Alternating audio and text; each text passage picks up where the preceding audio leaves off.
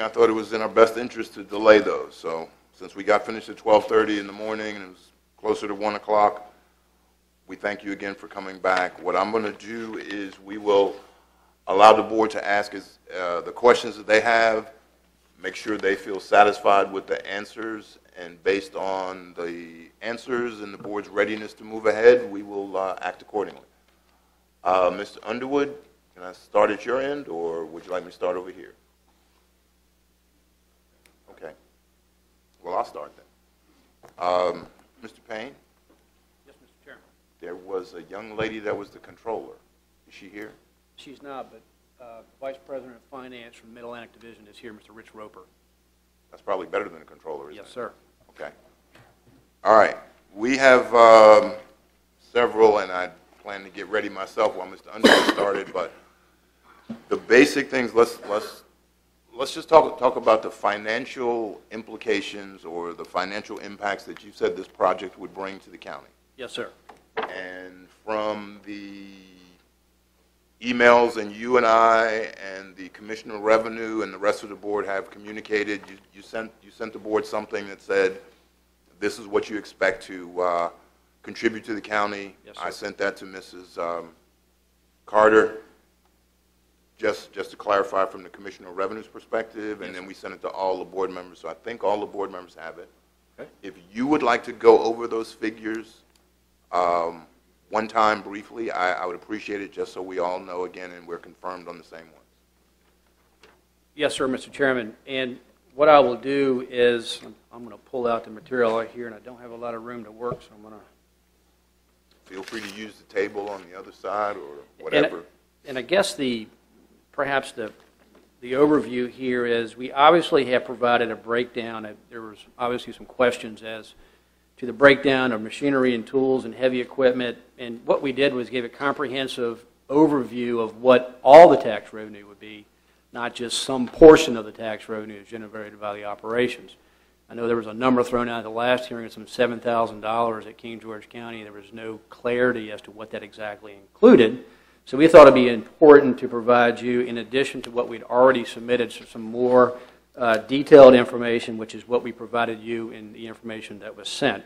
And we broke it down, obviously, by machinery and tools, heavy equipment, mineral tax, land improvements, additional real estate tax to the county, once it's taken from agricultural uses to some industrial use. And then the heavy equipment we bring in year 2, and then the average estimate, actually, and then we apply the 2011 tax because we had the 2010 tax before, and our total number is 104,440. We can go through how that breaks down. That's obviously in the material.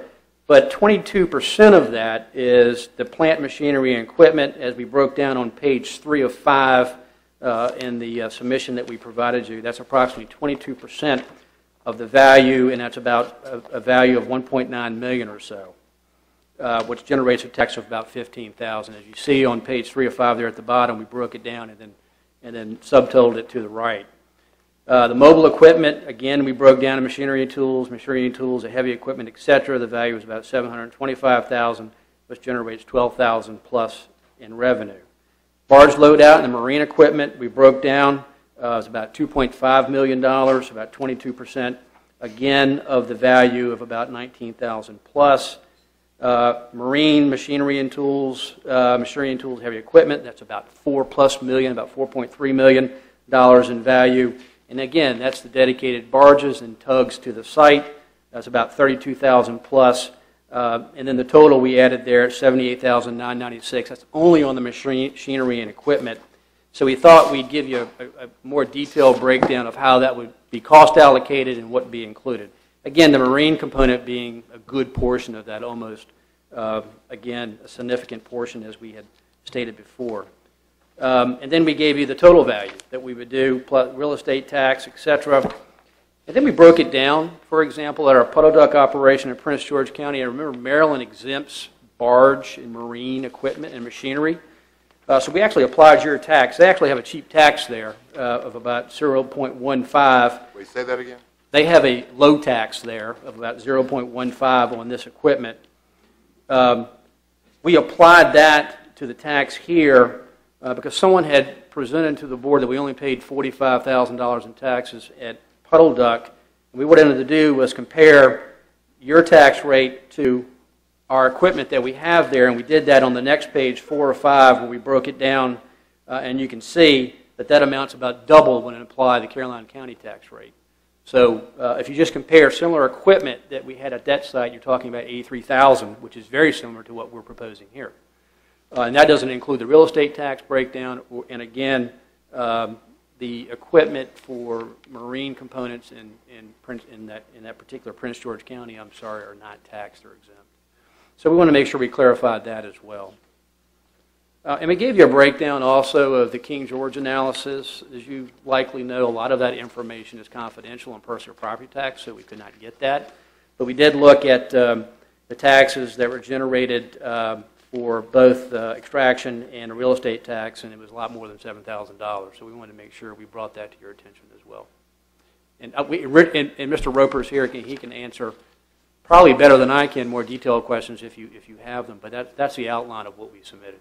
And what you submitted was actually signed by Mr. Roper. So, yes, it was. Mr. Roper, you concur with all those figures? Okay. Now, really, the reality is, if we expect to see $100,000 in tax revenue a year,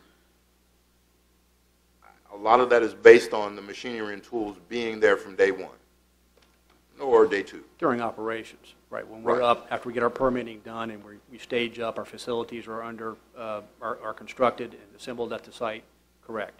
Okay. When we start operations, they'll all be there, exactly. Okay. How long does it take from the time you get approval, or if you were to get approval, then you've got to go through state, you've got some state regulations to go through, yes, and different requirements there. Yes, sir. Theoretically, best guess kind of time frame, I'm not going to pin you down, but well, am I talking a year from now? Likely. When we started this process, we were hoping the spring of 2012 when we applied back in the fall of last year. Obviously, this is a process you go through, and it's kind of pushed things back, but you're probably looking at 8 to 12 months through the permitting process. Then obviously we've got to gear up, get the equipment, et cetera, on the site. So you're probably looking at about a year plus. So it would be a year before we started, a year before you were on site. Mm-hmm. So I imagine we'd have to prorate whatever that value was for the first year. That's correct.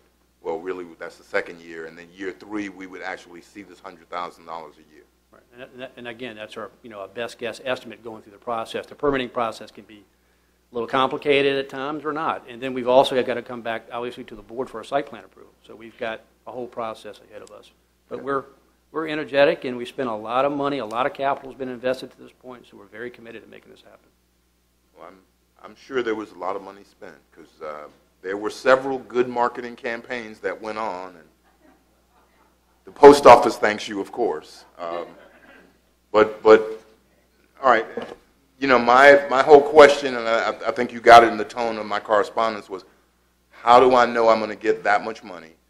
What guarantees do I have that I'm going to get that much money? Because if we approve this right now, and you decide that, I mean, you go through the permit process and you say, well, okay, we've got a barge, whether it's feasible or not, I don't know. But if you say, okay, we're going to use a barge, but that barge will be housed in Prince William, where they don't necessarily have a tax on barges, right, but it'll come down to Caroline, pick up, and then go back. I don't see that revenue. Well, so, is there any guarantee? I mean, you can let them talk. We certainly can let Mr. Roper talk about this, but there's obviously the guarantee is we have one way to transport the product. That's by barge. Right. State law requires us to dedicate whatever equipment we dedicate to that site, it's taxed for permanency purposes. So that marine equipment, that's for purposes of the marine equipment, that marine equipment that's dedicated to that site, which is the only way we can get it in and out, obviously, would be permanency for permanency purposes and tax purposes in Caroline County.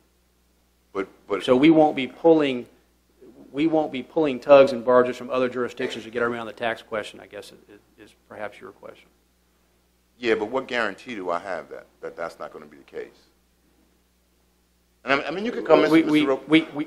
State law pretty much dictates the fact that if we've dedicated that barge and tug to that site, we have to pay taxes in Caroline County. But if you were to say, Case law also, Mr. Roper, if you want to come a little closer to the mic, I'd appreciate it. case law also supports the loading location as the tax situs for the equipment and for the barge and the tug. Okay, case law. Case law. So theoretically, if I said you were gonna, if I thought that you were gonna have this barge housed at Prince William, drive down to Caroline, and then drive back, that wouldn't be feasible based on case law, is what you're saying? The destination could change over time, but of course the loading location would never change. And with those marine assets dedicated, the degree of permanency is the test that is used, and the county that is the loading location, if you look back through case law, it supports that loading location. Okay, The point of production. I wouldn't have to sue you to get my money, would I? No, sir. But see, you're referencing case law. I mean, I'm really serious, because you're referencing case law. Can you provide us the case? The reason several I cases? the reason Or give I us information? mention that is that you will not find a statute that would say that. That I would say understand, but that. there should be some But see, precedent. I'm that's sorry. my heavy over Right. there. So there should be some precedence. right. The in reality, case yeah, that was ruled on by someone. right. If you're citing case law, there has to be a ruling somewhere. And the reality I'd like to is, see I don't that. want to have to. I don't want to have to sue you, because you're saying case law. I'm not a lawyer. You know, I'm I've just got an a, engineer. I've got an even better answer for you. The conditions that we've agreed to in the special exception require us to dedicate the barge and the marine component to Caroline County for tax purposes. So that's actually in as one of our conditions. In your conditions, Yes, sir. you're saying that you're going to have that. Yes, sir. It's in the conditions that we've agreed to. Yes, sir. But I can't. Can I necessarily guarantee that?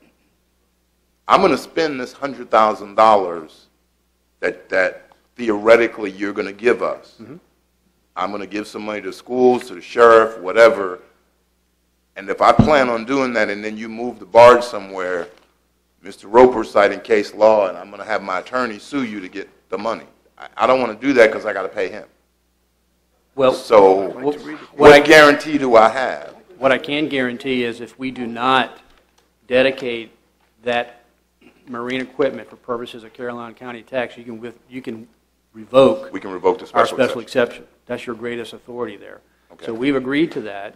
And again, we've researched this, looking at the statute and obviously looking at what we do. And we are comfortable with the fact that where the production site is and where we have dedicated the marine components for that site, we have to pay the tax in Caroline County. All right, I'm gonna They'll come fire back. their lawyer if I'm wrong about that, but that's, I'm teasing. They'll fire their lawyer if I'm wrong about that. But we went one step further. We actually said, not only that, but we actually put it in as a condition that you could revoke if we don't fulfill that requirement. Okay, and that's kind of the way special exceptions work. If there's any condition that you don't particularly comply with, we can pull your special exception. And I think that's a great question, but I think it also shows that we're very comfortable with that position. But I didn't give up 5 hours of my life last time to pull your special exception later. Okay? I understand that. All right, we're going to come back to that again later. I'm going to let the rest of the board have a chance. The other question is the 14 jobs that are part of this project. I never really saw, and maybe I missed it, but I never really saw a description of what those 14 jobs are. Are they basically people that are going to, dig the hole, or are they management type positions? They're I'll let you probably not the vice president of finance, because you already got one. Unless Mr. Roper's moving to the county as part of this project, that would be nice. Mr. Chairman, it's Tom Carroll. Yes, Those Mr. would be Carroll. people associated with the extraction processing part and with the barge movement. It's about $650,000 a year in payroll. 14 jobs, $650,000 a year in payroll? Isn't that correct? So you're going to pay them $40,000 a year? Yeah, they make good wages. $45,000? Mhm. They make good wages. There's some management, a couple of management people, but the rest of them are hourly and exempt, non-exempt. Who's that? That's one of our operations managers. Do you want to say anything? That's number pretty well close. We got 14 employees. You'll have a manager, supervisor, several loader operators, maintenance guys working on equipment, guy that opens barges, Okay. haul truck drivers, work truck operators. So is it 45, if the math is right, that's close to the number, 45,000 a year, something like that? Average, Fuzzy, yeah. kind of fuzzy math without a pencil and whatnot. Well, that was the whole thought is you'll have 2 or 3 people that may make $100,000 and 12 people that'll make $300,000. Roughly something like that. So there are going to be a couple of really good jobs and then a couple of jobs that are good enough to feed your family and take care of, which is really kind of what we're looking for. Hey, good wages, good benefits. What's the minimum salary that one of these 14 people is going to make? Yeah, $13, $14 an hour minimum, $13, $14 an hour, that's Minimum. $26,000 a year. right? Plus benefits.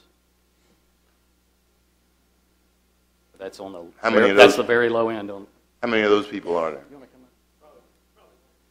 yeah, 1 or 2 of that 14. 1 or 2 at the bottom of the scale? You were doing pretty good yelling from back there. That was all right. But thanks for coming closer so we can make sure we hear you. So That's okay. Your typical, your manager's, he's probably going to be in that 100,000, a little less probably. Your supervisors, a little bit less than that. You get into your main operators, they're 15, 16. You get into your mechanics, your people doing the maintenance, they're up there in that $16, $17 range. Your haul truck drivers might be on the lower side of it, 13, 14. And a lot of it depends on, based on, what the pay scale is in the area, as to where we need to be. okay. Now We're typically paying on the higher side. okay, and we've done a lot of research on Vulcan, and I think that's the case, and I think you're a good company.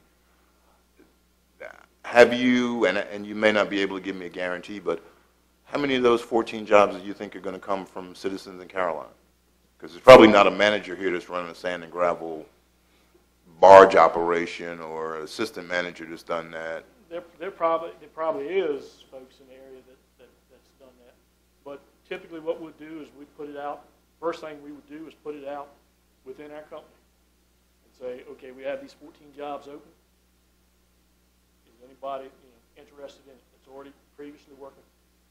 There's a bunch of folks that live here in the county that work for us in Stafford and other counties. They would have the opportunity if they wanted. They got the first choice. Assuming they can, meet the requirements, do what they need to do. Okay, and part of the reason I'm asking is during our public hearing there was a young man that spoke. He said, "Please approve this project because I need a job." And part of what I want to do is make sure we provide opportunity for folks. And I have to ask you, you got 14 jobs. You can't guarantee X amount of those jobs will go to Caroline people, because you, of course, like most businesses, are going to say, I'm going to hire internal first.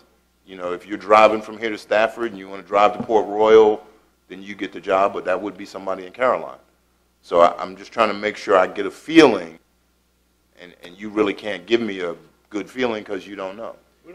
We don't know, but if there's folks that that meets our requirements, when we go out here today, even as slow as things are today, we struggle to find employees that can do the type of work that we're doing.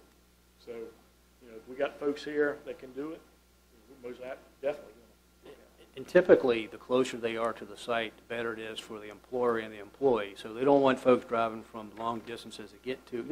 Black Marsh is a pretty isolated site. So if we can find folks locally, we certainly will be doing that. Take it from somebody who drives 40,000 miles a year. It's nice to work close. Nice work close. All right, I'm gonna let Mr. Akers ask some questions next, and we may come back around. Mr. Akers. Thank you, Mr. Chairman.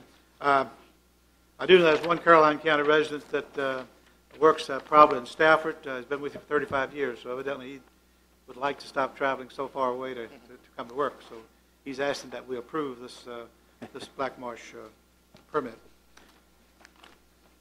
We talk about the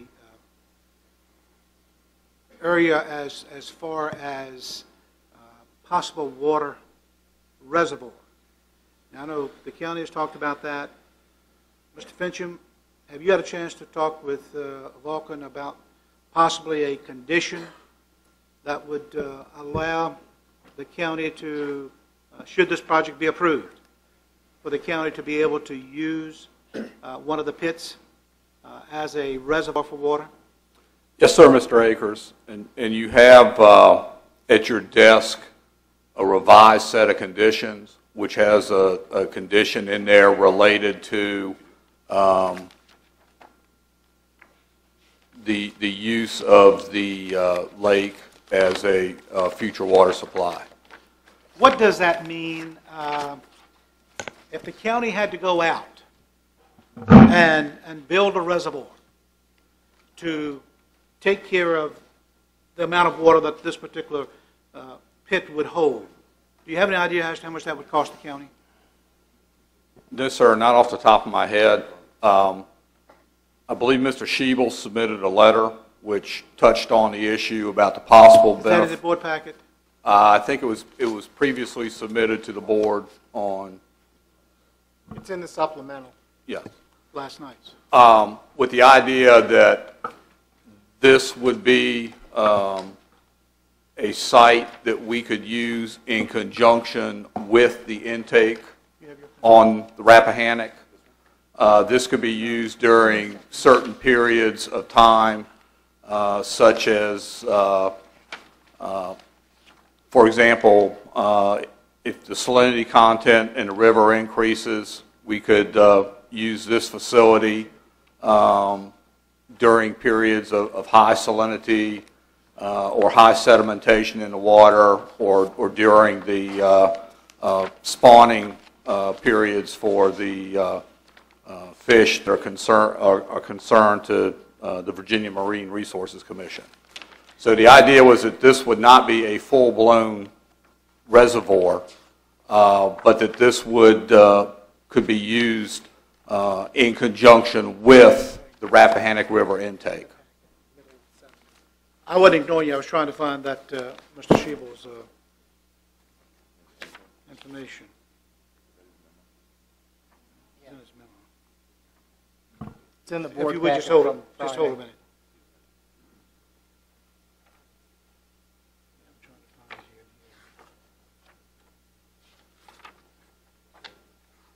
What does it say? Keep going. No, the other way, Wayne. It's,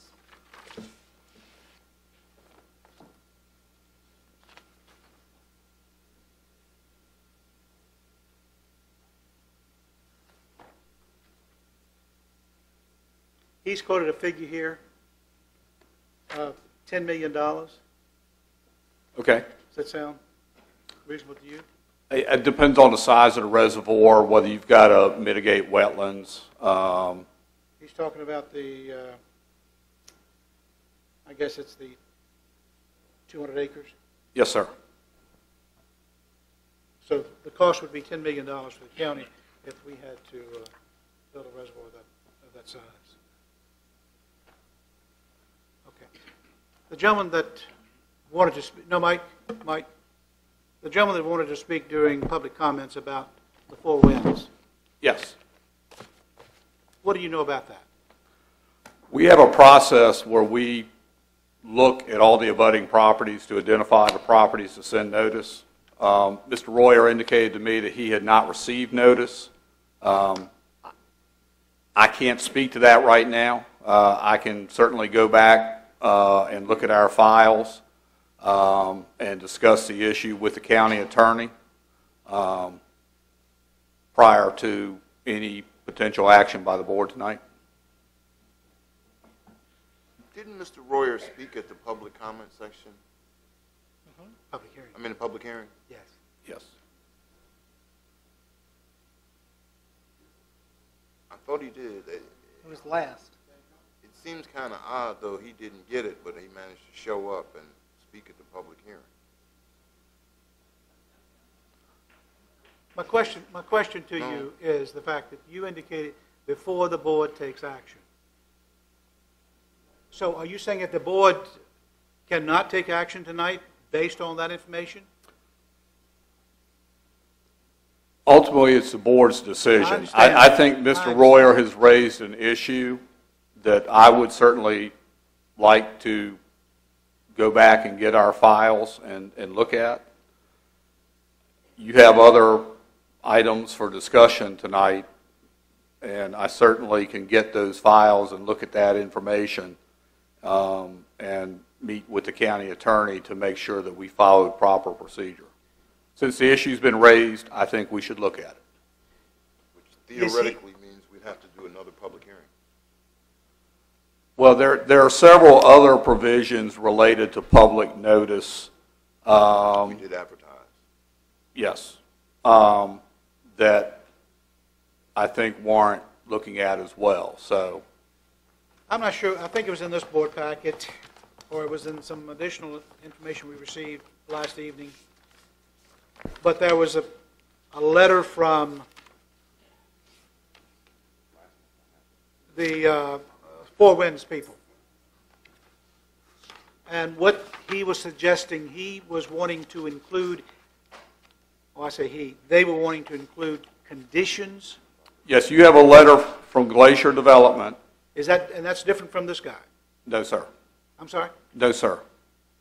You have a letter from Mr. Royer, I believe representing Glacier Development Corporation, who has asked the board, who has proposed certain modifications to the conditions that have been provided to the board by staff.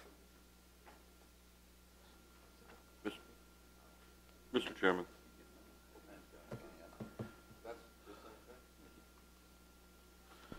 Mr. Chairman. Give me 1 second, Mr. Popowitz.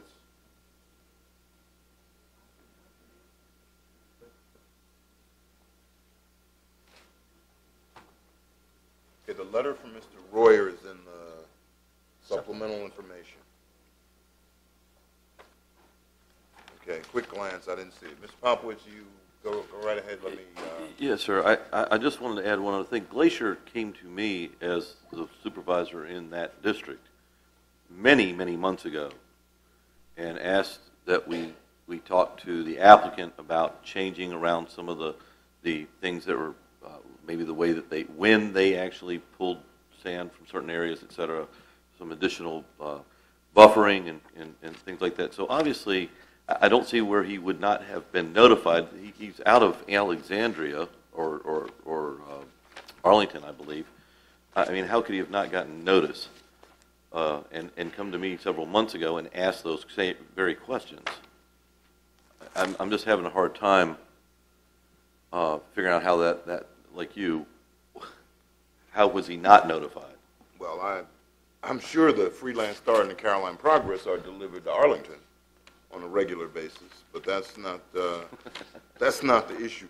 Mr. Fincham, we're gonna address that a little bit later. Let me make sure we answer our questions about the actual application. Mr. Seeley, I'm sure you have some questions. Yes, sir, Mr. Chairman.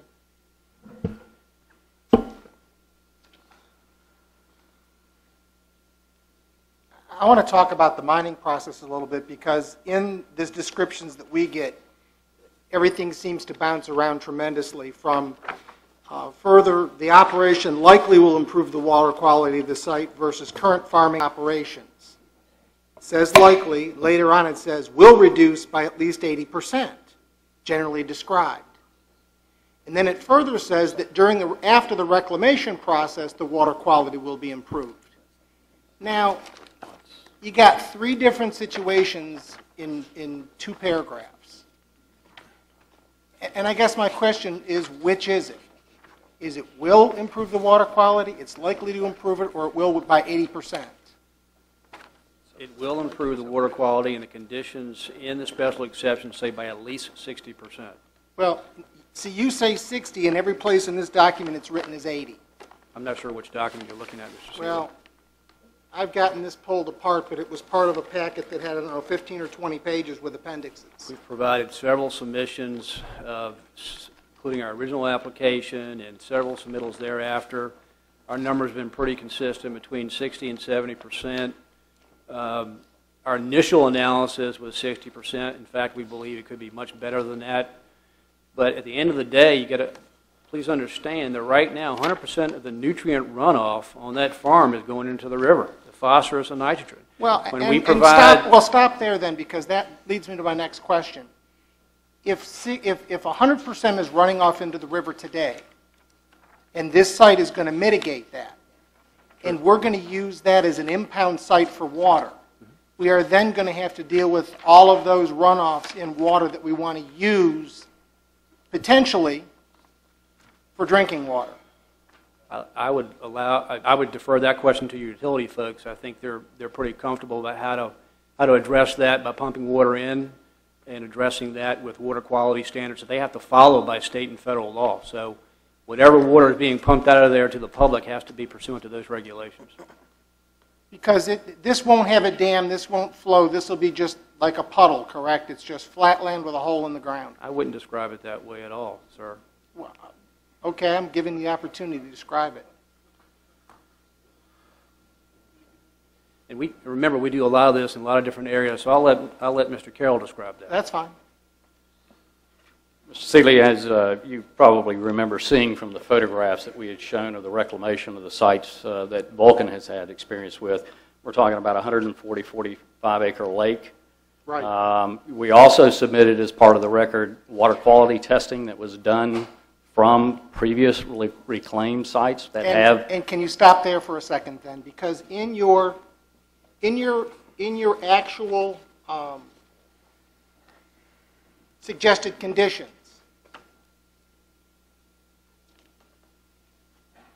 number 27.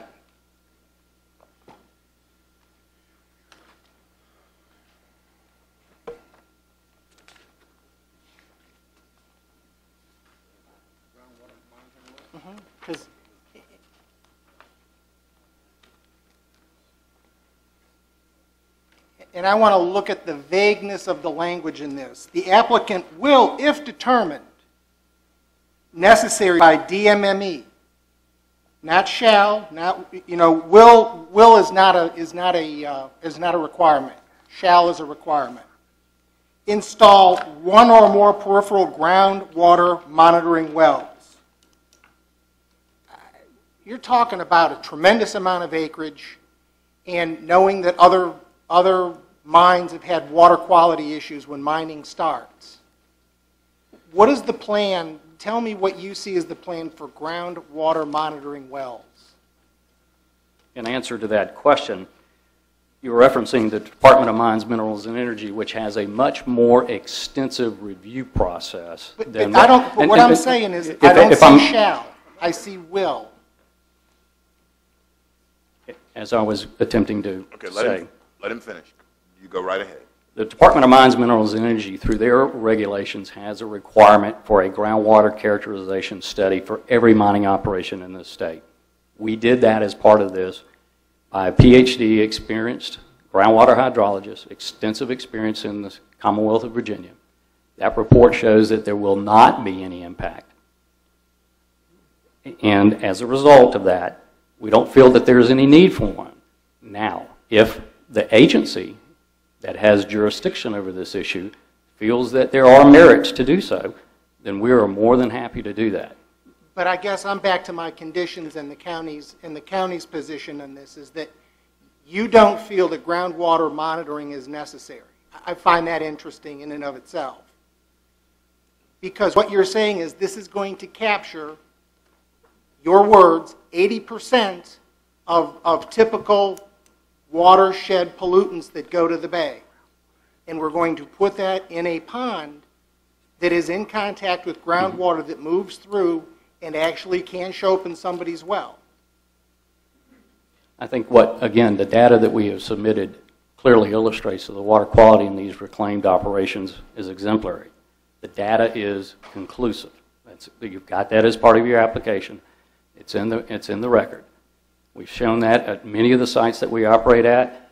We also have extensive experience in operating in the Commonwealth of Virginia. We haven't had this occur at our operations. I can just go off of what the record is established and the examination that was done of this site by a very experienced professional in this field with all the extensive information that we've submitted. Well, then, in number 28, and let's talk about that, because then somebody has 7 days time, a property owner, if their well becomes impacted. 7 days, number 28, if there is a problem.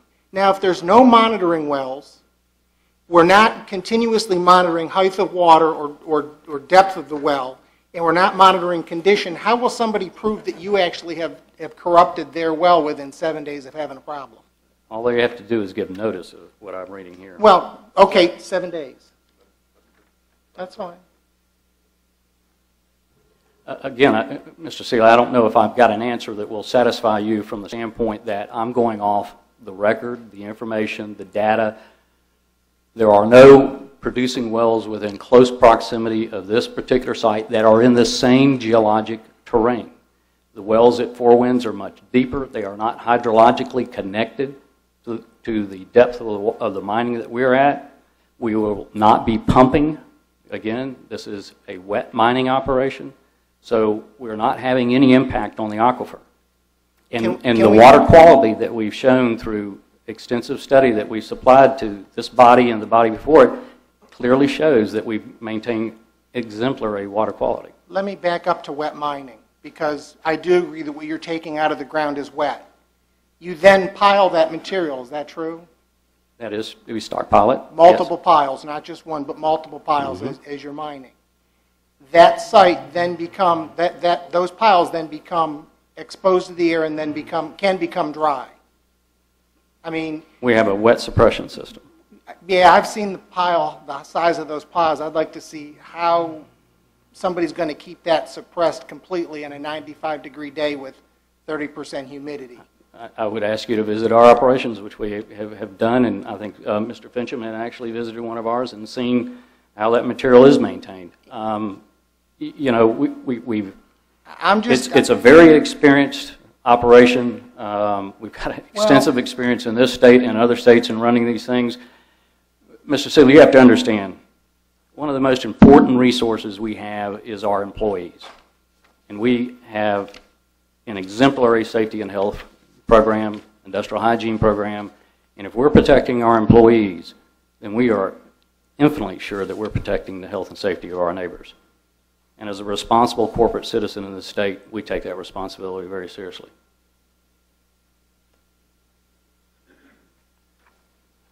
I'm reading what I was given, and this is all that we have to go by.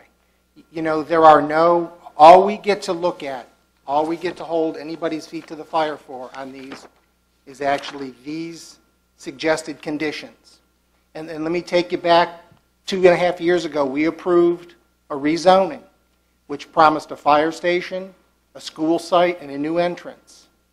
Here we are almost 3 years later, no school site, no fire station, and no ability to do anything about it because they're proffers and they missed the deadlines. Oh, and by the way, $1 million in utility fees paid up front. So we've sat here before and heard promises, just like the barge. It's not instantiated in code, it's case law. Tell me, what's the average depreciation of the equipment you guys bring on? Is it 3 years, 5 years, 10 years? What's the depreciation schedule? I don't know if there were several questions. I don't know if it was a Let's just go with statement with let's the just end go with the question. depreciation schedule. Mr. Roper, that's probably you because you're the finance guy. Come on back. It varies by piece of equipment, the type of equipment, but I would give you ranges. I would give 7 to 15 years is kind of a range based on the condition of the equipment and the type of equipment. Okay, I'm the numbers guy. Mr. Roper, don't go anywhere. All right, I'm the numbers guy. I'm getting $100,000 a year, starting in year 3. and this project is going to be a 20-year project, so I take it, it'll really be 23 years, because you're saying 20 years operation. So I get $100,000 the first 7 years. Then it starts to depreciate at what rate? Now, the Caroline County tax methodology, it encompasses a depreciation in the way the assessed value is calculated. Just as an example, if you had $1 million, 22% is the rate for machinery and tools. And so you calculate the assessed value, and then you apply the 3.5% or $3.5 to that per 100. And so there is not an express depreciation per se that means that the tax revenue will not go down as the equipment depreciates. And of course, we would be reinvesting as the economic circumstances warranted it. Come on, Mr. Roper. If it's worth X today brand new, and it's assessed at $1 million today brand new, 10 years from now, it can't be assessed at $1 million still. That is consistent with Caroline County tax methodology. All right, I'm looking over at the Commissioner of the Revenue, and she's nodding her head yes. You gonna bring me a brand new barge, or you gonna bring me a barge that's 20 years old? Sir, we are comfortable with the.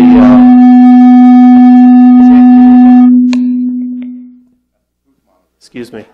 We are comfortable with the level of investment, the $10 million. You're comfortable with the level of investment. Okay, thank you, sir. Mr. Seeley, okay, you asked several questions. I think we got the last one answered. I don't remember the beginning one, so you want to try them one at a time slowly and give them a chance to answer, and we'll go from there. And I'm back to, all we have are these conditions that we're given. If this is approved, this is all we have to measure anything by. And as we've learned in the past, anything we overlook comes back later to get us. And I've talked to a number of localities with mines, and none of them have said to me that their mining values or the amount of revenue that comes out of that mine has measured up to anything that they were told in the beginning. Even in terms of water quality around the sites initially they had problems with wells around the sites. Mr. Seeley, respectfully, I'm not sure where you're getting your information. I would encourage you to talk to Stafford County, where my client's been there for years and generates over $200,000+ personal property tax revenue. Feel free to call Scott Majowski. I'm sure he'll verify that. He's a commissioner of revenue there. But I will tell you this. Two things you have here. I'm not sure about your other applicant for a rezoning that provided proffers. This is a special exception. We've got conditions built in. We take a risk. If we don't follow those conditions, you can revoke our special exception.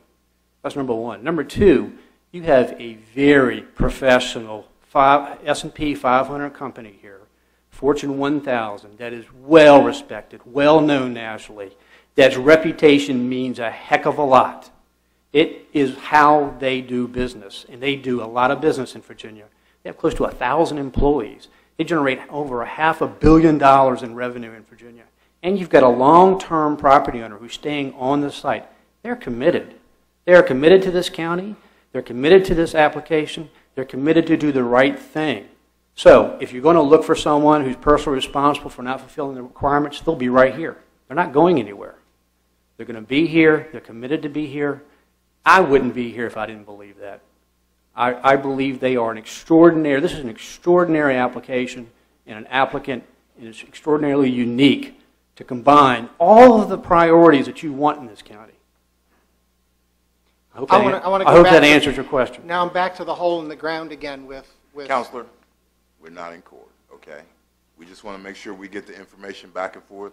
I appreciate your intensity, okay? Yes, Mr. Chairman. Thank you. Thank you, sir. Mr. Seeley? I'd like to talk about the 145-acre pond, dam, no dam, spillway, those kinds of things. No discharge into the Rappahannock River. So I'm back to it's a hole in the ground that holds water. It's a closed-loop water system. Well, when look, I think it's important to understand. I'm going to. I think this is not I think I know where you're coming from on this. And if, again, Vulcan has a great reputation for its